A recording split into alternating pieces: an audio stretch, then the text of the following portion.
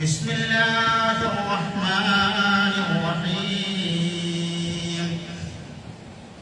إن هذا القرآن يهدي للتي هي أقوم ويبشر المؤمنين الذين يعملون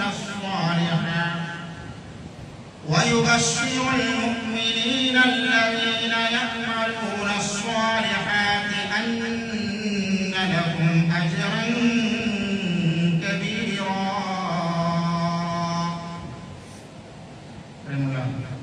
സത്യവിശ്വാസികളെ, അള്ളാഹുവിന്റെ വിധിവിലക്കുകൾ ജീവിതത്തിന്റെ സമസ്ത മേഖലകളിലും പാലിച്ചുകൊണ്ട് യഥാർത്ഥ മുത്തഖികളായി ജീവിതം മുന്നോട്ട് കൊണ്ടുപോകണമെന്ന് ആദ്യമായി ഉപദേശിക്കുകയാണ്, വസിയത്ത് ചെയ്യുകയാണ്. സഹോദരന്മാരെ, സഹോദരികളെ, പ്രവാചകൻ സല്ലല്ലാഹു അലൈഹി വസല്ലം ഇമാം ബുഖാരി റഹിമഹുല്ലാഹ് അദ്ദേഹത്തിന്റെ ഹദീസ് കിതാബായ അൽ അദബുൽ മുഫ്രദ് എന്ന് പറയുന്ന ഹദീസ് കിതാബ്, ഇമാം ബുഖാരിക്ക് അറിയപ്പെട്ട ഹദീസ് കിതാബാണ് സ്വഹീഹുൽ ബുഖാരി. അതല്ലാതെ അദ്ദേഹത്തിനുള്ള ഒരു ഹദീസ് കിതാബാണ് അൽ അദബുൽ മുഫ്രദ് എന്ന് പറയുന്നത്. അതിൽ സ്വഹീഹായ ഹദീസും ദഈഫായ ഹദീസും. ഇമാം ബുഖാരിയുടെ സ്വഹീഹുൽ ബുഖാരിയിൽ ദഈഫുകളിലെ എല്ലാം സ്വഹീഹാണ്. ഈ അൽ അദബുൽ മുഫ്രദ് ഹദീസ് കിതാബിൽ അല്ലാഹുവിന്റെ പ്രവാചകൻ സല്ലല്ലാഹു അലൈഹി വസല്ലം പറയുന്ന ഒരു ഹദീസ് ഇമാം ബുഖാരി റഹിമഹുല്ലാഹ് വിശദീകരിക്കുകയാണ്. അല്ലാഹുവിന്റെ റസൂൽ പറയുന്നത്, ഒരു മനുഷ്യൻ ഈ ദുനിയാവിലെ എല്ലാ സൗഭാഗ്യവും ഒരാൾക്ക് കിട്ടിയെന്ന് പറയുന്നത് എപ്പോഴാണ് എന്ന് അള്ളാഹുവിന്റെ പ്രവാചകൻ പറയുന്ന ഹദീസാണ്. അള്ളാഹുവിന്റെ റസൂൽ പറയുന്നത്, മൻ അസ്ബഹ മിൻകും ആമിനൻ ഫീ സിർബി. മൂന്ന് കാര്യമാണ് അള്ളാഹുവിന്റെ റസൂൽ എന്ന് പറഞ്ഞത്. ഈ മൂന്ന് കാര്യം ഈ ദുനിയാവിൽ ഒരാൾക്ക് ഉണ്ടെങ്കിൽ അവൻ ഈ ദുനിയാവിലെ എല്ലാ സൗഭാഗ്യവും കിട്ടിയവനാണ് എന്നാണ് അള്ളാഹുവിന്റെ പ്രവാചകൻ പഠിപ്പിക്കുന്നത്. മനുഷ്യന്റെ ഭൗതികമായി ബന്ധപ്പെട്ട കാലത്തെക്കുറിച്ച് അള്ളാഹുവിന്റെ റസൂൽ പറയുന്നു, മൻ അസ്ബഹ മിൻകും ആമിനൻ ഫീ സിർബിഹി. ഒരാൾ താമസിക്കുന്ന നാട്ടിൽ, അവന്റെ വീട്ടിൽ, അവന്റെ കുടുംബത്തിൽ, അവന്റെ രാജ്യത്ത് അവൻ സമാധാനമായി ജീവിക്കുന്നവനാണ്. അവൻ ആരെയും പേടിക്കേണ്ട ആവശ്യമില്ല. ഒരു അക്രമത്തെയോ ഭീഷണിയെയോ പേടിക്കാതെ സമാധാനമായി ജീവിക്കാനുള്ള അന്തരീക്ഷം അവൻ ജീവിക്കുന്ന നാട്ടിൽ, അവന്റെ പ്രദേശത്ത് ഉണ്ട് എങ്കിൽ എന്നതാണ്. രണ്ടാമത് റസൂൽ പറയുന്നത്, മുആഫൻ ഫീ ജസദിഹി. അവന് ആരോഗ്യപരമായിട്ട് യാതൊരു കുഴപ്പമില്ല. ഒരു അസുഖം അവനെ ടെൻഷനാക്കുന്ന, അവന് മനസ്സിനെ അസ്വസ്ഥനാക്കുന്ന, അവന്റെ ആരോഗ്യത്തെ ബാധിക്കുന്ന ഒരു രോഗമല്ല. ചില്ലറ രോഗങ്ങളല്ല. മനുഷ്യന്റെ മനസ്സിനെ അസ്വസ്ഥമാക്കുന്ന പല രോഗങ്ങളുണ്ട്. അങ്ങനത്തെ രോഗങ്ങളുണ്ട്. ഇതാണ് രണ്ടാമത്തെ കാര്യം. മൂന്നാമത് റസൂൽ പറയുന്നത്, ഇൻദഹു ഖൂതു യൗമിഹി. അവന്റെ ആ ദിവസം, അന്ന് അവൻ ജീവിക്കുന്ന ആ ദിവസം അവന് സുഭിഷ്ടമായി ഭക്ഷണം കഴിക്കാനുള്ള ഭക്ഷണം അവന്റെ കയ്യിലുണ്ട്. ഈ മൂന്ന് കാര്യങ്ങൾ ഒരാൾക്കുണ്ട് എങ്കിൽ അവൻ ഈ ദുനിയാവിലെ മുഴുവൻ കാര്യങ്ങൾ ലഭിച്ചവനെ പോലെയാണ് എന്ന് അല്ലാഹുവിന്റെ പ്രവാചകൻ പറയുന്നത്. ഈ ദുനിയാവിലെ എല്ലാ സൗഭാഗ്യവും ലഭിച്ചവരെ പോലെയാണ് ഈ മൂന്ന് കാര്യമുള്ളവരാണ്. അതിൽ മൂന്നെണ്ണം റസൂൽ എണ്ണി പറഞ്ഞത്, ഒന്ന്, സമാധാനത്തോടു കൂടി നമ്മൾ താമസിക്കുന്ന നാട്ടിൽ താമസിക്കാനുള്ള സൗകര്യം ഉണ്ടാകും. രണ്ടാമത്തേത്, ആരോഗ്യത്തിന് കുഴപ്പമില്ലാതെ. മൂന്നാമത്തേത്, അന്നന്ന് കഴിക്കാനുള്ള ഭക്ഷണം കയ്യിലുണ്ട്. കുറെ ഒന്നും വേണ്ട ആവശ്യമില്ല. അവനവന്റെ അത്യാവശ്യക്കാർക്കുള്ള ഭക്ഷണം കയ്യിലുണ്ടെങ്കിൽ ഈ ദുനിയാവിലെ സൗഭാഗ്യം അവന് കിട്ടി എന്നാണ് അള്ളാഹുവിന്റെ പ്രവാചകൻ സല്ലല്ലാഹു അലൈഹി വസല്ലം ഹദീസിൽ പഠിപ്പിക്കുന്നത്. ഇവിടെ അള്ളാഹുവിന്റെ റസൂൽ പറയുന്ന പ്രധാനപ്പെട്ട ഒരു കാര്യം, സമാധാന അന്തരീക്ഷം നിർബന്ധമാണ് എന്നാണ്. സമാധാനത്തോടുകൂടി ജീവിക്കാനുള്ള അന്തരീക്ഷം ഉണ്ടാവണമെന്നാണ്. അത് ഇസ്ലാം പഠിപ്പിക്കുന്ന പ്രധാനപ്പെട്ട ഒരു അസ്ലാണ്. ഏത് നാട്ടിലാണെങ്കിലും ആ നാട്ടിൽ ജീവിക്കുന്നവൻ ആരാവട്ടെ, അവന് ഏത് മതക്കാരനായിരുന്നാലും അവൻ അവിടെ സമാധാനത്തോടു കൂടി ജീവിക്കാനുള്ള അന്തരീക്ഷം അവന്റെ നാട്ടിലുണ്ടോ, അത് ദുനിയാവിലെ അവന്റെ സൗഭാഗ്യത്തിൽ പ്രധാനപ്പെട്ട ഒരു ഘടകമാണ് എന്ന് റസൂലുള്ളാഹി സ്വല്ലല്ലാഹു അലൈഹി വസല്ലമ ഹദീസിലൂടെ നമ്മളെ പഠിപ്പിക്കുകയാണ്. അല്ലാഹുവിന്റെ പ്രവാചകൻ സ്വല്ലല്ലാഹു അലൈഹി വസല്ലം അത് തന്റെ സ്വഹാബത്തിന് തന്റെ ജീവിതത്തിലൂടെ ജീവിച്ച് കാണിച്ചു കൊടുത്തു. മാതൃകയെ റസൂൽ കാണിച്ചു കൊടുത്തു. അല്ലാഹു സുബ്ഹാനഹു വ തആലയാണ് സഹോദരന്മാരെ, സഹോദരികളെ, എല്ലാത്തിന്റെയും സൃഷ്ടാവ്, ഖാലിഖും റബ്ബും മാലിക്കും അള്ളയാണ്. ആ അള്ളാഹുവിന്റെ മതമാണ് ഇസ്ലാം എന്ന് പറയുന്നത്. ഇസ്ലാം അല്ലാത്ത മറ്റൊരു മതവും അള്ളാഹു സ്വീകരിക്കുക.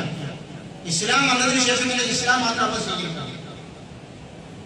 ആ ഇസ്ലാം എന്ന് പറയുന്നത് മനുഷ്യന്റെ പ്രകൃതിക്ക് അനുയോജ്യമായ നിയമങ്ങളാണ് അല്ലാഹു സുബ്ഹാനഹു വ തആല ഇസ്ലാം മതത്തിൽ അല്ലാഹു നിയമമാക്കിയിട്ടുള്ളത്. മനുഷ്യരെ ബുദ്ധിമുട്ടായിട്ട് ഒന്നും അല്ലാഹു നിശ്ചയിച്ചിട്ടില്ല. ഇസ്ലാമിലെ ഒരു ഇബാദത്തും നമുക്കെതിരല്ല. ഇസ്ലാമിലെ ഒരു കാര്യവും നമുക്കെതിരല്ല.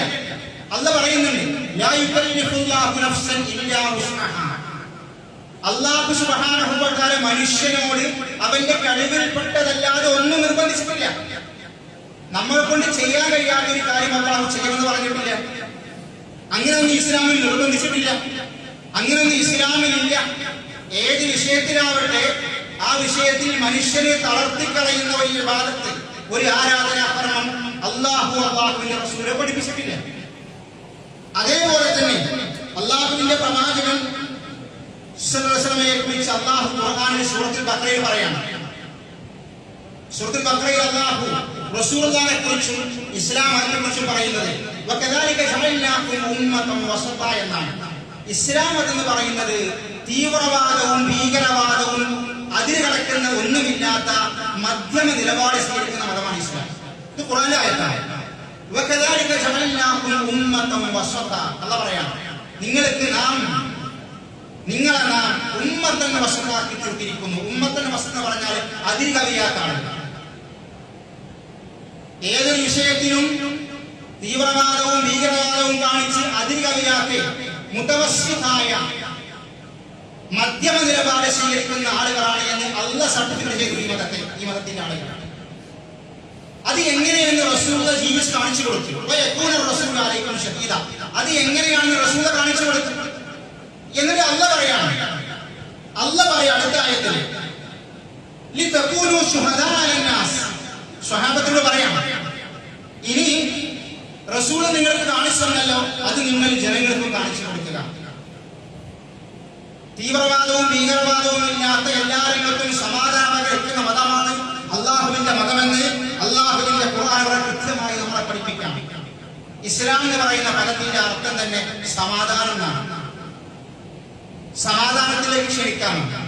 അല്ലാഹു പറഞ്ഞു, അല്ലാഹു മനുഷ്യനെ മുഴുവൻ നന്മയിലേക്ക് ക്ഷണിക്കുന്നു, സമാധാനത്തിലേക്ക് ക്ഷണിക്കുന്നു, നീതിയിലേക്ക് ക്ഷണിക്കുന്നു.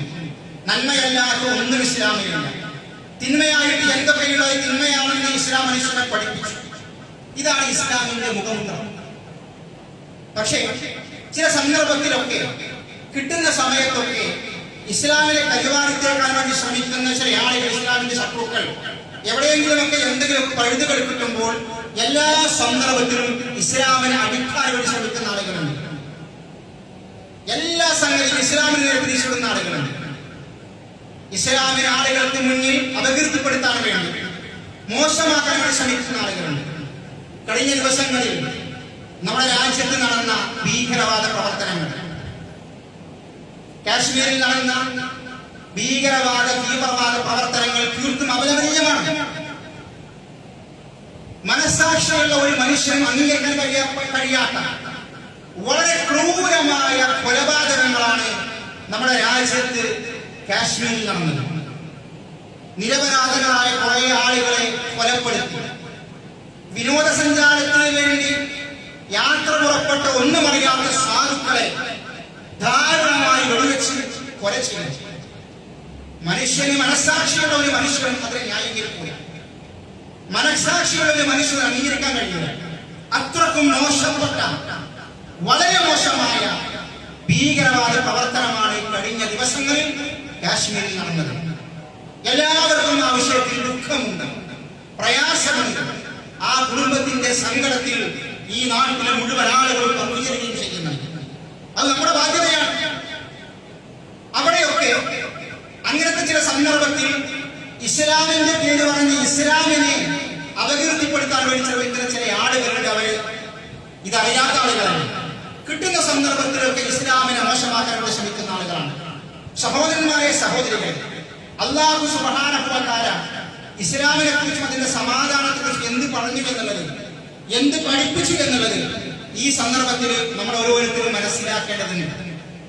അല്ലാഹു പറഞ്ഞ ഒരായത്താണ് വൽ ഫിത്നതു അശദ്ദു മിനൽ ഖത്ൽ. കൊലപാതകത്തേക്കാൾ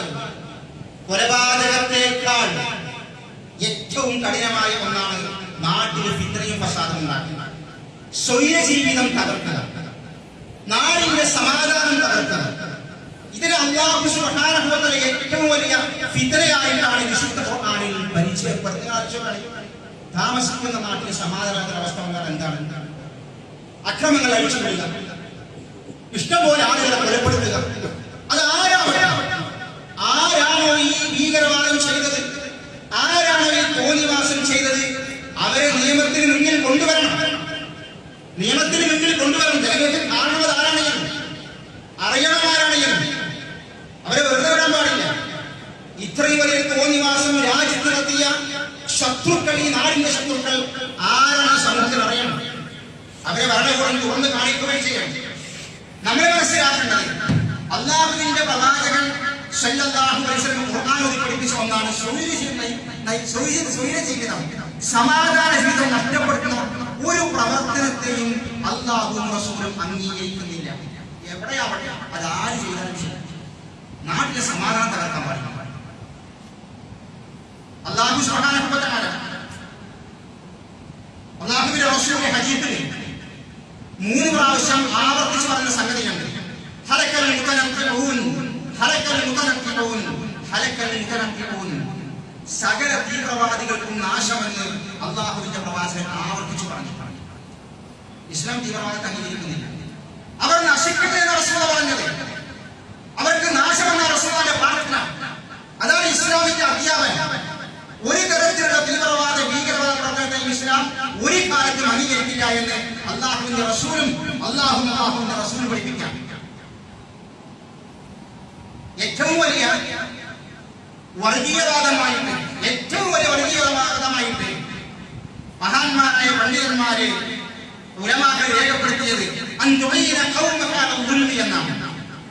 നമ്മുടെ കൂട്ടത്തിൽപ്പെട്ട ഒരാൾ, നമ്മുടെ സുഹൃത്തുക്കളുടെ കൂട്ടത്തിൽപ്പെട്ട ഒരാൾ തോന്നിവാസം ചെയ്ത് അക്രമം ചെയ്തു.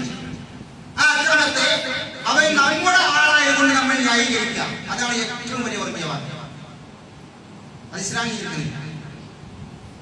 ആരാവട്ടെ, ഏത് വ്യക്തിയാവട്ടെ, ഏത് കൂട്ടരാവട്ടെ, അവനവന്റെ വിഭാഗത്തിൽപ്പെട്ട ഒരു വ്യക്തി ഒരു നുൽമ് ചെയ്താൽ ആ നുൽമിനെ ന്യായീകരിക്കലാണ് ഏറ്റവും വലിയ വർഗീയവാദമെന്ന് മഹാന്മാരായ ഉലമാക്കൾ കൃത്യമായി രേഖപ്പെടുത്തിയിട്ടുണ്ട്.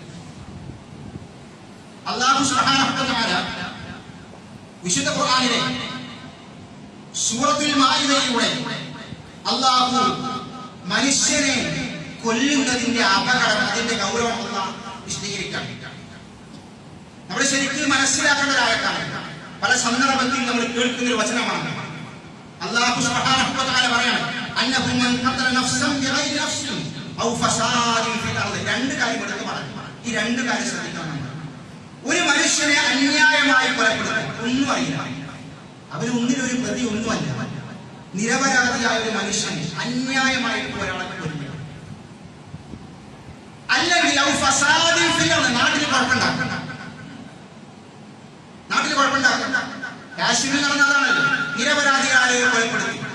സമാധാനത്തോടുകൂടി ജീവിച്ചിരുന്ന ആ നാട്ടില് ഭീഷണിയും ഭീതിയും ആശങ്കയും പേടിയുണ്ടായി. ആളുകൾ രക്ഷപ്പെടാൻ വേണ്ടി എങ്ങോട്ടാ ഓടേണ്ടതെന്ന് അറിയില്ല. നാട്ടിൽ കുഴപ്പമുണ്ടാക്കുക, ആളുകളെ കൊലപ്പെടുത്തുക. ഇതിനെ കുറിച്ച് അല്ലാഹു പറഞ്ഞ ലോകത്തുള്ള എല്ലാ മനുഷ്യരെയും കൊല്ലുന്നതിന് തുല്യമാണ്. ഒരാളെ കൊല്ലാൻ മതി. നഫ്സ് എന്ന് പറഞ്ഞാൽ മുസ്ലിം ആവട്ടെ കാഫിർ ആവട്ടെ ആരാണ്, ഏത് മതക്കാരനായിക്കോട്ടെ, മതമില്ലാത്തവരായിക്കോട്ടെ, മനുഷ്യനാണ്.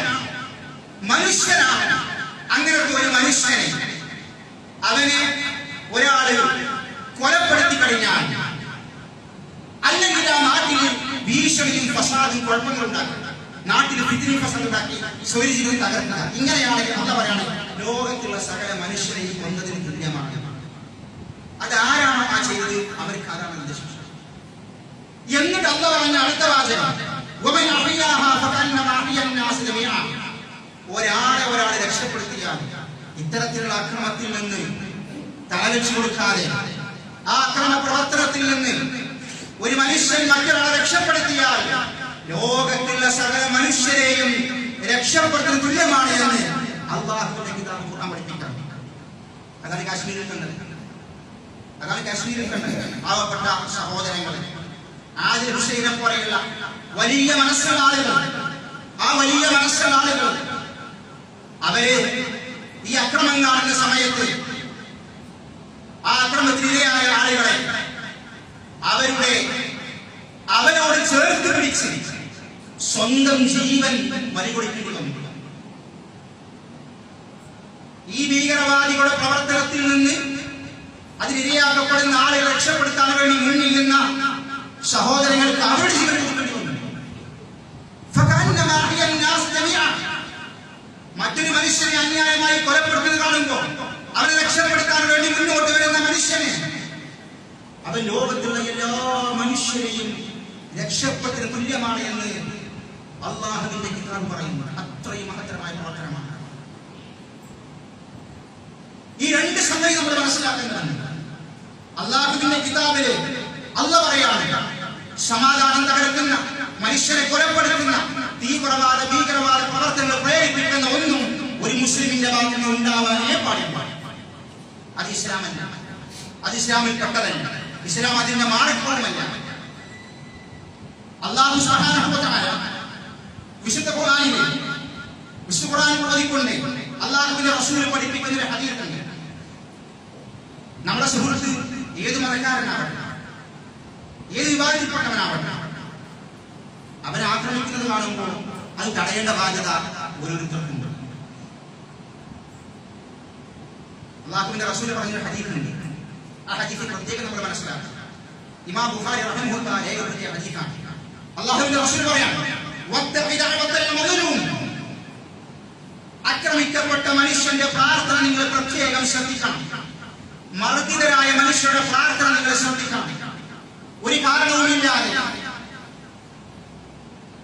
കാരണവുമില്ലാതെ സാധുക്കളായ മനുഷ്യരെ മർദ്ദിക്കുന്നവർ അവരുടെ മനസ്സിനെ വേദനിപ്പിച്ചു. ആ മനസ്സ് വേദനിപ്പിച്ച ആളുകൾ, അത് വേദനിച്ച ആളുകൾ റബ്ബിനോട് പ്രാർത്ഥിക്കുന്ന പ്രാർത്ഥന നിങ്ങൾ ശ്രദ്ധിക്കണം. ഈ ഹദീസ് ശരിക്കും നിങ്ങൾ ശ്രദ്ധിക്കണം. അവൻ കാഫിറാണെങ്കിലും ശരി.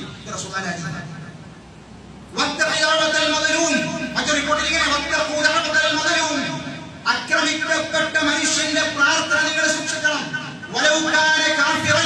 അവൻ കാഫിറാണെങ്കിലും ശരി, അവൻ കള്ളു കുടിക്കുന്നവനാവട്ടെ, അവൻ ശിർക്ക് ചെയ്യുന്നവനാവട്ടെ, അവൻ വ്യഭിചരിക്കുന്നവനാവട്ടെ, അവൻ പലിശ വാങ്ങുന്നവനാവട്ടെ, അവൻ ഏത് മതക്കാരനാവട്ടെ, ഏത് നാട്ടുകാരനാവട്ടെ, അവൻ നീയുമായിട്ടൊരു ബന്ധവുമില്ല, അങ്ങനത്തെ ഒരു മനുഷ്യനാണെങ്കിലും ശരി, അവനെ റബ്ബിനോട് പ്രാർത്ഥിച്ചാൽ അത് പ്രാർത്ഥനയാണ്. മുസ്ലിമല്ല, കാഫിറാണ്. അവനെ നമ്മളെ വേദനിപ്പിച്ചു, അവന്റെ മനസ്സിന് വേദന വന്നു. അവൻ കാഫിറാണെങ്കിലും ശരി, അവനെ ആക്രമിച്ചു കഴിഞ്ഞാൽ അവന്റെ പ്രാർത്ഥന നിങ്ങൾ സൂക്ഷിക്കണമെന്ന് റസൂലുള്ളാഹി സ്വല്ലല്ലാഹു അലൈഹി വസല്ലം. അല്ലാഹുവിന്റെ റസൂൽ പറഞ്ഞ ഹദീസിൽ മറ്റൊരു ഹദീസിൽ പറയാണ്, ഫഇന്ന ലൈസ ബൈനഹാ വബൈനല്ലാഹി ഹിജാബ്. മുസ്ലിമാണെങ്കിലും കാഫിറാണെങ്കിലും ശരി, അന്യായമായിട്ട് ഒരാളുടെ മനസ്സിനെ വേദനിപ്പിച്ചു കഴിഞ്ഞാൽ അവനെ റബ്ബിനോട് പ്രാർത്ഥിച്ചാൽ ആ പ്രാർത്ഥനയ്ക്കിടയിൽ പിന്നെ മറയില്ല. യർഫഉല്ലാഹു സുബ്ഹാനഹു വ തആല ഫൗകൽ അമാം, ആകാശത്തിലെ കാർമേഘങ്ങൾക്ക് മുകളിലൂടെ അല്ലാഹു സുബ്ഹാനഹു വ തആല ആ പ്രാർത്ഥന ആകാശത്തിലേക്ക് ഉയർത്തും. ആരുടെ പ്രാർത്ഥന? അവൻ മുസ്ലിമാണെങ്കിലും കാഫിറാണെങ്കിലും ശരി. കാഫിറിന് ചില അവകാശങ്ങളൊക്കെ ഉണ്ട്. അവന്റെ മനസ്സിനെ വേദനിപ്പിച്ചിട്ട് അവൻ റബ്ബിനോട് പറഞ്ഞാൽ ആ പ്രാർത്ഥന മേഘങ്ങൾക്ക് മുകളിലൂടെ അല്ലാഹു സുബ്ഹാനഹു വ തആല ആകാശത്തിലേക്ക് ഉയർത്തും. മറ്റൊരു ഹദീസിൽ പറയുന്നുണ്ട്, ആ പ്രാർത്ഥന ഒരു തീക്കനൽ പോലെ ആകാശത്തിലേക്ക് ഉയർന്നുകൊണ്ടിരിക്കും. ഒരു തീക്കനൽ പോലെ. കാരണം അത് മനസ്സിന്റെ വേദനയാണ്. ഒരാളെയും അങ്ങനെ വേദനിപ്പിക്കാൻ പാടില്ല. അവൻ ഏത് വിഭാഗത്തിൽപ്പെട്ടവനാണെങ്കിലും ശരി, അന്യായമായിക്കൊണ്ട് ഒരാളെ മർദ്ദിക്കാൻ പാടില്ല. മർദ്ദിതൻ ആരാണെങ്കിലും അവന്റെ പ്രാർത്ഥന സ്വീകരിക്കും. ഇമാം ബുഖാരി ഉദ്ധരിക്കുന്ന ഹദീസുണ്ട്. അല്ലാഹുവിന്റെ പ്രവാചകന്റെ ഭാര്യ നമ്മുടെ ഉമ്മ ആയിഷ റളിയല്ലാഹു തആല പറയാണ്, ഇമാം ബുഖാരി റഹിമഹുല്ലാഹ് ഇതുമായി ബന്ധപ്പെട്ടൊരു സംഭവം വിശദീകരിക്കുന്നുണ്ട്. റസൂലുള്ളാഹിയുടെ അടുക്കൽ മദീനയിലെ ആയിഷ ബീവിക്ക് ഒരു അയൽവാസി ഉണ്ടായിരുന്നു. ആ അയൽവാസി മദീനയിൽ മസ്ജിദ് നബവിയിലാണ് താമസിച്ചിരുന്നത്. ഒരു സ്ത്രീയാണ്. ഇംറത്തുൻ സൗദാ, ഇരുനിറത്തിലുള്ള ഒരു പെണ്ണ്, ഒരു അടിമ പെണ്ണായിരുന്നു. മസ്ജിദ് നബവിയിൽ അല്ലാഹുവിന്റെ റസൂൽ അവർക്ക് ഒരു ടെന്റ് ഉണ്ടായി കൊടുത്തു. മസ്ജിദ് നബവിയിൽ താമസിക്കാൻ ടെന്റ്. അവിടെ വീട് മസ്ജിദ് നബവിയിലാണ്. റസൂലുള്ളാഹിന്റെ വീടിനടുത്ത ആയിഷ ബീവിയുടെ അയൽവാസിയാണ്. എല്ലാ ദിവസവും ആയിഷ ബീവിയുടെ വീട്ടിലേക്ക് ഈ പെണ്ണ് വരാറുണ്ട്. എല്ലാ ദിവസവും വരാറുണ്ട്. അങ്ങനെ റസൂലുള്ളാഹി സ്വല്ലല്ലാഹു അലൈഹി വസല്ലമയിലേക്ക് ആയിഷ ബീവിയുടെ വീട്ടിലേക്ക് ഈ പെണ്ണ് എല്ലാ ദിവസവും വന്നിരുന്നു. അങ്ങനെ അല്ലാഹുവിന്റെ പ്രവാചകന്റെ വീട്ടിലേക്ക് ഈ പെണ്ണ് വരുമ്പോൾ എല്ലാ ദിവസവും ഈ പെണ്ണ് ഒരു പാട്ട് പാടും. ആയിഷ ബീവിയെ കാണുമ്പോൾ ഒരു പാട്ട് പാടും. പാട്ട് പാടിയിട്ടേ വീട്ടിൽ ഇരിക്കാറുള്ളൂ. ഇതാണ് പാട്ട്. വയൗമൽ വിശാഹി മിൻ യാസീബി റബ്ബിന അലാ ഇന്നഹു മിൻ ബൽദത്തിൽ കുഫ്രി അൻസാനി എന്ന പാട്ട് ഇമാം ബുഖാരി രേഖപ്പെടുത്തിയിട്ടുണ്ട്.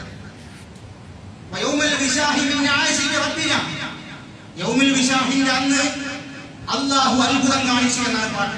ഈ പെണ്ണ് പാടാണ്. യൗമുൽ വിശാഹിന്റെ അന്ന് അല്ലാഹു അത്ഭുതം കാണിച്ചു, എന്നെ അല്ലാഹു ആ അക്രമികളുടെ നാട്ടിൽ നിന്ന് രക്ഷപ്പെടുത്തി എന്നാണ് ഈ പെണ്ണ് പറയുന്നത്.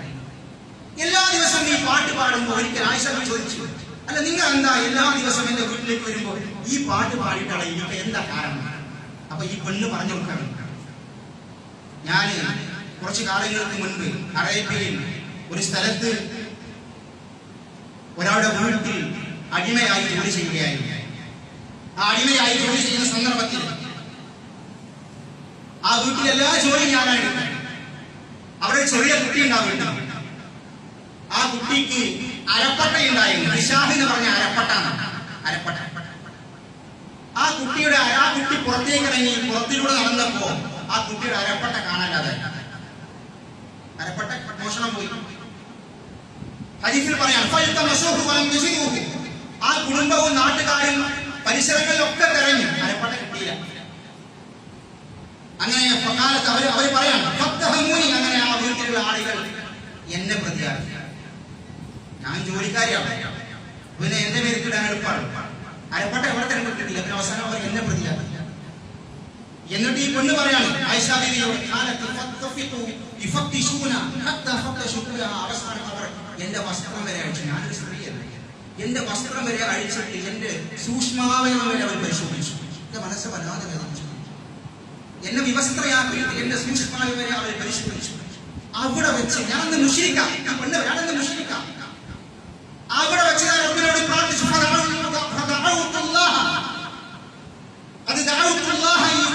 ഞാൻ അവിടെ വെച്ച് റബ്ബിനോട് പ്രാർത്ഥിച്ചു, അല്ലാഹുവേ എന്റെ നിരപരാധിത്വം തെളിയിച്ചു തരണം. കുടുങ്ങുന്ന സന്ദർഭത്തിൽ മുസ്ലിങ്ങൾ റബ്ബിനോട് പ്രാർത്ഥിച്ചത്. മനസ്സ് വേദനിച്ചിട്ട് ഈ പെണ്ണ് റബ്ബിനോട് അല്ലാഹു എന്റെ നിരപരാധിത്വം തെളിയിച്ചു തരണം എന്ന് പറഞ്ഞു. ആ സമയത്ത് ഒരു പരുന്ത്, ഇവർ തിരയുന്നവരുടെ വീടിനടിയിലൂടെ ഒരു പരുന്ത് വളർന്നു വന്നിട്ട് ഈ അരപ്പട്ട അവർ തിരയുന്നതിന് തൊട്ടപ്പുറത്ത് ഈ പരുന്ത്, ഒരു പരുന്ത് അരപ്പട്ട കൊണ്ടുവന്നവിടെ ഇത് ഇവര് കണ്ടു. ഈ പെണ്ണ് പറഞ്ഞു, ഇതാ നിങ്ങൾ അരപ്പട്ട എന്ന് പറഞ്ഞു, നിങ്ങൾ എന്നെ പ്രതിയാക്കിയില്ല. ഈ അരപ്പട്ട ഈ പെണ്ണ് മോഷ്ടിച്ചതല്ല, പരുന്ത് കൊത്തിക്കൊണ്ടുപോയത്. മാംസത്തിന്റെ കളറുള്ള ഈ അരപ്പട്ട മാംസമാണെന്ന് വിചാരിച്ചിട്ട് പരുന്ത് കൊത്തിക്കൊണ്ടുപോയി. കാണാല്ല. ഈ പെണ്ണിനെ പ്രതിയാക്കി റബ്ബിനോട് പ്രാർത്ഥിച്ച് മനസ്സ് വേദനിച്ചിട്ട് ആ അരപ്പട്ട അല്ലാഹു അവിടെ തിരിച്ചു കൊണ്ടുവന്ന് നിൽപ്പിച്ചു പരുന്തിനെ. എന്നിട്ട് ഈ പെണ്ണ് പറഞ്ഞു, അത് സത്യം ബോധ്യപ്പെട്ടല്ലോ, ഇനി എനിക്കൊരു കാര്യം പറയാനുണ്ട്, ഇനി മുതൽ ഞാൻ നിങ്ങളുടെ വീട്ടിൽ ജോലിക്ക് നിൽക്കുകയില്ല. അത്രക്ക് മനസ്സ് വേദനിച്ചു. ബുഖാരി പറയാണ്, അന്ന് ആ പെണ്ണ് ആ വീട്ടിൽ ഇറങ്ങിയിട്ട് മദീനയിലേക്ക് ഓടി വന്നു. മദീന അണഞ്ഞു. റസൂലുള്ളാഹിന്റെ സന്നിധിയിലേക്ക് വന്നുകൊണ്ട് അസ്ലമതവൻ മുസ്ലിമായി. അല്ലാഹു പ്രാർത്ഥനയ്ക്ക് ഉത്തരം നൽകി രക്ഷപ്പെടുത്തി. ആ പെണ്ണ് മുസ്ലിമായി. അന്ന് അല്ലാഹുവിന്റെ റസൂൽ അവർക്ക് താമസിക്കാൻ മസ്ജിദ് നബവിയിൽ ഒരു ചെറിയ ടെന്റ് കെട്ടി കൊടുത്തു. അതാണ് അവരുടെ റസൂലുള്ളാഹിന്റെ അയൽവാസികൾ. അല്ലാഹുവിന്റെ റസൂൽ പഠിപ്പിക്കുന്നത്, ആരാവട്ടെ, കാഫിറാണെങ്കിലും മുസ്ലിം ആണെങ്കിലും ശരി, ഒരാളുടെ മനസ്സിനെ വേദനിപ്പിച്ചു കഴിഞ്ഞാൽ ആ പ്രാർത്ഥന അത് ഇസ്ലാമിന്റെ അടിസ്ഥാനമാണ്. അല്ലാഹുവിന്റെ റസൂലും അല്ലാഹു സുബ്ഹാനഹു വ തആലയും പഠിപ്പിക്കുന്ന വളരെ പ്രധാനപ്പെട്ട സംഗതിയാണ്. ആരാണെങ്കിലും മനസ്സിനെ ഒരിക്കലും വേദനിപ്പിക്കാൻ പാടില്ല. ഒരു വിധ്വംസക പ്രവർത്തനവും അല്ലാഹുവിന്റെ റസൂലോ പഠിപ്പിക്കുന്നില്ല, അത് അംഗീകരിക്കുന്നുമില്ല. അല്ലാഹുവിന്റെ റസൂൽ അത് നിഷേധിച്ചതാണ്. അല്ലാഹുവിന്റെ റസൂൽ അറഫാ മൈതാനിൽ വെച്ചുകൊണ്ട് പറഞ്ഞ സന്ദർഭം അല്ലയോ ജനങ്ങളെ എന്നാണ്. എല്ലാവരെയും വിളിച്ച് പറഞ്ഞു, എല്ലാ മനുഷ്യരുടെയും അഭിമാനം സംരക്ഷിക്കണം, എല്ലാ മനുഷ്യരുടെയും രക്തം അത് സൂക്ഷിക്കണം, അത് സംരക്ഷിക്കണം, ഒരാളുടെയും രക്തം ചിന്താൻ പാടില്ല. ഇത് ഇസ്ലാമിന്റെ മുദ്രയാണ്. അതുകൊണ്ട് സഹോദരന്മാരെ, സഹോദരന്മാരെ, നമ്മളെപ്പോഴും ശ്രദ്ധിക്കേണ്ടത് ഇസ്ലാമിന്റെ സുന്ദരമായ സമർത്ഥമായ ശാന്തമായ ഇസ്ലാമിന്റെ ഈ ശാന്തി സന്ദേശം നമ്മൾ നമ്മുടെ ജീവിതത്തിലൂടെ നിങ്ങൾ കാണിച്ചു കാണിക്കണം. അല്ലാഹു സുബ്ഹാനഹു വ തആല നമുക്ക് തൗഫീഖ് നൽകുമാറാവട്ടെ.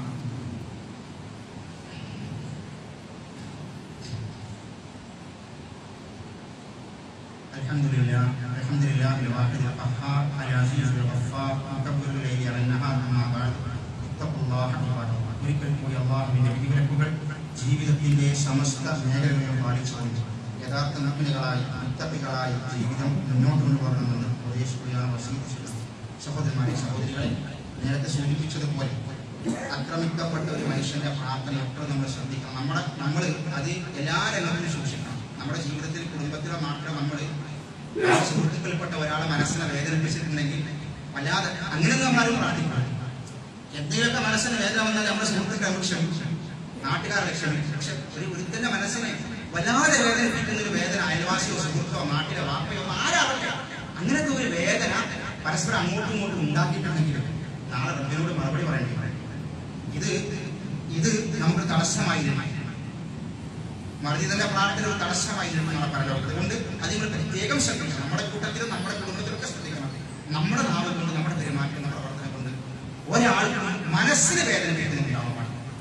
അത് പ്രത്യേകം ശ്രദ്ധിക്കണം. അതങ്ങനെ ഉണ്ടെങ്കിൽ അത് തീർത്തിട്ടില്ലെങ്കിൽ പ്രശ്നമാണ്, പരലോക കോടതിയിൽ പ്രശ്നമാണ്. ഒന്നത്. രണ്ടാമത്തേത്, അല്ലാഹുവിന്റെ പ്രവാചകൻ സല്ലല്ലാഹു അലൈഹി വസല്ലം പ്രവാചകന്റെ കാലഘട്ടത്തിൽ അല്ലാഹുവിന്റെ റസൂൽ മുസ്ലിമീങ്ങളോടും മുസ്ലിം അല്ലാത്ത നാട്ടിലെ എല്ലാ ആളുകളോടും കാണിച്ച സ്നേഹത്തിന്റെയും സാഹോദര്യത്തിന്റെയും സമാധാനത്തിന്റെയും വിട്ടുവീഴ്ചയുടെയും ഉദാഹരണങ്ങൾ നമ്മൾ ശരിക്കും മനസ്സിലാക്കുക. അല്ലാഹുവിന്റെ റസൂലിനെ ഒരുപാട് കാലം ഉപദ്രവിച്ച ഒരാളുണ്ടായിരുന്നു. അദ്ദേഹത്തിന്റെ പേര് സുമാമത്ത് ബിൻ ഉസാൽ എന്ന് പറയുന്ന ഒരാളാണ്.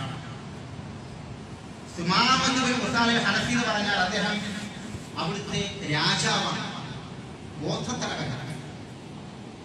അല്ലാഹുവിന്റെ റസൂൽ ഒരിക്കൽ ഹിജ്റ 6-ാം വർഷത്തിൽ അറബികളെയും അനറബികളുമായ ആളുകളെ ഇസ്ലാമിലേക്ക് ക്ഷണിച്ച് കത്തയച്ചു. ഏകദേശം 8ഓളം പ്രമുഖരായ ആളുകൾ, 8 നേതാക്കന്മാർക്ക് കത്തയച്ചു, ഇസ്ലാമിലേക്ക് ക്ഷണിച്ചു. പല ആളുകളും അത് സ്വീകരിച്ചു, പലരും തിരസ്കരിച്ചു. ആ കൂട്ടത്തിൽ ഒരാളാണ് സുമാമത്ത് ബിൻ ഉസാൽ. അദ്ദേഹം ഈ കത്ത് കണ്ടിട്ട് തീരുമാനിച്ചത് മുഹമ്മദ് നബിയെ കൊല്ലണം എന്ന് തീരുമാനിച്ചു. കൊല്ലാൻ വേണ്ടി പുറപ്പെട്ടു. അല്ലാഹുവിന്റെ റസൂലിനെ കൊല്ലാനുള്ള അവസരം ഒത്തുവന്നു. റസൂലിനെ കൊല്ലാനുള്ള അവസരം ഒത്തുവന്നു. അദ്ദേഹം ഉറപ്പിച്ചു, ഇന്ന് റസൂൽ മരിക്കും, ഇന്ന് മുഹമ്മദ് മരിക്കും എന്ന് ഉറപ്പിച്ചു സ്വല്ലല്ലാഹു അലൈഹി വസല്ലം. കാരണം വേറെ ആരുമില്ല, അത്ര ഒരു ഓപ്പൺ ചാൻസ് അദ്ദേഹത്തിന് കിട്ടി. അദ്ദേഹം തീരുമാനിച്ചു കൊല്ലാൻ വേണ്ടി നിന്നപ്പോൾ 7 വാനലോകങ്ങൾക്ക് മുകളിൽ നിന്ന് അല്ലാഹു ഇത് റസൂലാണ്, ഇത് റസൂലാണ്, അല്ലാഹു ഇടപെട്ടു. അത്രയും ഓപ്പൺ ചാൻസ് കിട്ടിയിട്ട് കൊലപാതകത്തിന് മുന്നിലേക്ക് വന്നപ്പോൾ അല്ലാഹു അദ്ദേഹത്തെ തളർത്തി. കൊല്ലാൻ കഴിയുന്നത് ആകാശ ലോകത്തിന് മുകളിൽ അതിനെ നിയന്ത്രിച്ചു, പരാജയപ്പെട്ടു. പിന്നെ അങ്ങനത്തെ ചാൻസ് കിട്ടി. ഇത് സ്വഹാബികൾക്ക് സ്വഹാബികൾ അറിയുക, സ്വഹാബികൾ അദ്ദേഹത്തെ ഉപദേശിയമാണ്. അങ്ങനെ അല്ലാഹുവിന്റെ റസൂല് സ്വഹാബികളെ പല വഴിയിലേക്കും ദഅവത്തിന് വേണ്ടി പറഞ്ഞയക്കുന്ന കൂട്ടത്തിൽ സ്വഹാബികൾ ഒരുപാട് ആളുകൾ ഇദ്ദേഹത്തെ പിടികൂടി. ഇദ്ദേഹം മക്കയിലേക്ക് ഉംറയ്ക്ക് വേണ്ടി പോവാണ്. മക്കയിലെ മുശ്രിക്കീങ്ങൾ അന്ന് ഹജ്ജ് ഉംറയ്ക്ക് ചെയ്യും. അവർ ഹജ്ജ് ഉംറയ്ക്ക് ശിർക്ക് കൊണ്ടുള്ള ഹജ്ജ് ഉംറയാണ്. തെൽബിയത്തിൽ വ്യത്യാസം ഉണ്ടായില്ലേ? തെൽബിയത്തിൽ ചെല്ലുമ്പോൾ ഒരു വ്യത്യാസം ഉണ്ടാകും. ഇല്ല, ശരീക്കൻ വലക്ക് എന്ന് പറയുന്ന ആ തെൽബിയത്തിൽ ഒരു ശരീക്ക് വെച്ച പ്രാർത്ഥിച്ചിട്ടുണ്ട്. മക്കയിലേക്ക് പുറപ്പെടുന്ന വഴിയിൽ മുസ്ലിമീങ്ങൾ ഇദ്ദേഹത്തെ പിടിച്ചു, സുമാമയെ പിടിച്ചു. ഇവർക്ക് അറിയുന്നത് സുമാമയാണ്, നേതാവാണ്, രാജാവാണെന്ന് അറിയില്ല. പിടിച്ചിട്ട് കയറിൽ കെട്ടി ബന്ധിച്ചിട്ട് കൊണ്ടുപോകും റസൂലുള്ളാഹിന്റെ അടുക്കൽ. എന്നിട്ട് ഹദീസിൽ പറയാം, മദീനയുടെ പള്ളിയുടെ ഒരു സൈഡിൽ ഇദ്ദേഹത്തെ കെട്ടിയിട്ടു. അപ്പോഴാണ് റസൂൽ അങ്ങോട്ട് ഇങ്ങനെ വരുന്നത്. റസൂൽ ചോദിച്ചു, ആരാണത് ചോദിച്ചു. അപ്പൊ അവര് പറഞ്ഞു, അല്ലാഹുവിന്റെ റസൂലിനോട് പറഞ്ഞു, സുമാമ പറയുന്ന ആളാണ്. സുമാമയാണെന്ന് ചോദിച്ചു. അദ്ദേഹം ഈ നാട്ടിലെ ഒരു വലിയ നേതാവാണല്ലോ. അല്ലാഹുവിന്റെ റസൂൽ പറഞ്ഞു, കെട്ടഴിക്കുക. സ്വഹാബികളോട് കെട്ടാൻ പാടില്ല, കെട്ടഴിക്കുക. അദ്ദേഹത്തിന് വേണ്ട ഭക്ഷണങ്ങളൊക്കെ കൊടുക്കുന്നു. ഒട്ടകത്തിന്റെ പാല് നേരം അദ്ദേഹത്തിന് കൊടുത്തു. ഓരോ നേരം ഒട്ടകത്തിന്റെ പാല് ഭക്ഷണം എത്തിച്ചു. റസൂലിനെ കൊല്ലാൻ നടന്നാണ്. കൊല്ലാൻ വേണ്ടി കിട്ടിയ വളരെ രക്ഷപ്പെടുത്തി. ആ മനുഷ്യൻ മുന്നിൽ കിട്ടി റസൂൽ പറയണേ ഭക്ഷണം കൊടുത്ത് പാലും കൊടുത്തു. അള്ളാഹുവിന്റെ റസൂൽ പിറ്റേ ദിവസം വന്നിട്ട് ചോദിച്ചു, തുമാമയോട് ചോദിക്കാണ്, നിങ്ങൾക്ക് എന്തെങ്കിലും പറയാൻ ചോദിച്ചു. അപ്പൊ തുമാമ പറയാൻ അള്ളാഹുവിന്റെ റസൂലിനോട്, യാ മുഹമ്മദ് നിങ്ങൾക്ക് വേണമെങ്കിൽ എന്നെ കൊല്ലാം. അപ്പൊ ഞാൻ അണ്ടറിലാണ്, നിങ്ങൾക്ക് വേണമെങ്കിൽ എന്നെ കൊല്ലാം. അതല്ല, നിങ്ങൾ എന്നോട് കരുണ കാണിക്കുകയാണെങ്കിലും ഞാൻ വളരെ നന്ദിയുള്ളവനായിരിക്കും. എന്ത് സമ്പത്ത് വേണം മുഹമ്മദ് നബിയെ ചോദിച്ചു, ഞാൻ തരാം. എനിക്ക് എന്ത് വേണം ഞാൻ തരാം. രാജാവല്ല. റസൂൽ അന്നൊന്നും വേണ്ടിയില്ല, റസൂൽ ഒഴിവാക്കി. പിറ്റേ ദിവസം വന്ന് ചോദിച്ചു, എന്തെങ്കിലും പറയാൻ ചോദിച്ചു. പറഞ്ഞു, കൊല്ലാണികൾ എന്നെ കൊല്ലാം, വിട്ടു തരികയാണെങ്കിൽ ഞാൻ നന്ദിയുള്ളവനാണ്. എന്ത് സമ്പത്തും തിരിച്ചില്ല. റസൂൽ അന്ന് വന്ന് മൂന്നാമത്തെ ദിവസം ചോദിച്ചപ്പോൾ ഇദ്ദേഹം തന്നെ പറഞ്ഞു, അള്ളാഹുന്റെ റസൂൽ അപ്പൊ സ്വഹാബികളോട് പറഞ്ഞ വർത്തമാനം ഇതാണ്, അള്ളാഹുവിന്റെ റസൂൽ മറ്റു എപ്പോഴും തുറന്ന് വന്നു കാണുന്നത് ഓണ വൈപ്പിടിക്കും. റസൂലിനെ കൊല്ലാൻ വന്നു. അത്രയ്ക്ക് വലിയ ശത്രുവാണ്. മുന്നിൽ കെട്ടി അള്ളാഹുന്റെ റസൂൽ പറഞ്ഞു, തുറന്നു കിട്ടി ശത്രുവിനെ. മദീനത്തെ പള്ളിയുടെ കുറച്ചപ്പുറത്തേക്ക് എത്തിയിട്ടേ ഉള്ളൂ. അപ്പുറത്തേക്ക് എത്തിയപ്പോഴേക്കും ഈ മനുഷ്യൻ എന്താ ചെയ്തറിയോ? അദ്ദേഹം ഒരു ഈത്തപ്പനത്തിന് തൊട്ടപ്പുറത്ത് നോക്കി അദ്ദേഹം കുളിച്ചിട്ട് തിരിച്ച് റസൂലുള്ളാഹിന്റെ പള്ളിയിലേക്ക് പോയി. പള്ളിയിലേക്ക് വന്നിട്ട് അദ്ദേഹം പറഞ്ഞു, റസൂലുള്ളാഹിന്റെ മുന്നിൽ വന്നുകൊണ്ട് പറഞ്ഞു, അഷ്ഹദു അല്ലാ ഇലാഹ ഇല്ലല്ലാഹ് അഷ്ഹദു അന്ന മുഹമ്മദൻ റസൂലുള്ളാഹ്. മുസ്ലിം അള്ളാഹുവിന്റെ റസൂൽ ഇങ്ങനെ ഉദ്യോഗ ചെയ്ത മനുഷ്യനാണ്. അള്ളാഹുവിന്റെ റസൂൽ ദീൻ ഇതാ പഠിക്കുന്നത്. നമ്മുടെ സഹോദരന്മാരെ സഹോദരികളാണ്, ഒറ്റുവീഴ്ച ഇസ്ലാമിന്റെ നുകർക്കയാണ്. ഈ ഇസ്ലാമിനെ ഒരിക്കലും തന്നെ തീവ്രവാദവും ഭീകരവാദവുമാക്കി ചിത്രീകരിക്കാൻ ഒരു കാലത്തും ആർക്കും കഴിയും. അത് മുസ്ലിങ്ങളല്ല, അവർ വിശ്വാസികളുമല്ല. അതുകൊണ്ട് അള്ളാഹുവിന്റെ റസൂൽ പഠിപ്പിച്ച കാര്യങ്ങൾ യഥാർത്ഥത്തിൽ പാലിച്ചുകൊണ്ട് അത് പ്രാവർത്തികമാക്കാനുള്ള തൗഫീഖ് അള്ളാഹു നമുക്ക് എല്ലാവർക്കും നൽകുമാറാകണം. اللهم اغفر للمؤمنين والمؤمنات والمسلمين والمسلمات الأحياء منهم والأموات إنك مجيب الدعوات يا قاضي الحاجات. اللهم أجرنا من النار، اللهم أجرنا من النار. اللهم أعز الإسلام والمسلمين وأذل الشرك والمشركين. اللهم يا مقلب القلوب ثبت قلوبنا على دينك. اللهم توفنا مسلما وألحقنا بالصالحين. ربنا آتنا في الدنيا حسنة وفي الآخرة حسنة وقنا عذاب النار. آمين آمين برحمتك يا أرحم الراحمين. والحمد لله رب العالمين. اللهم صل على محمد.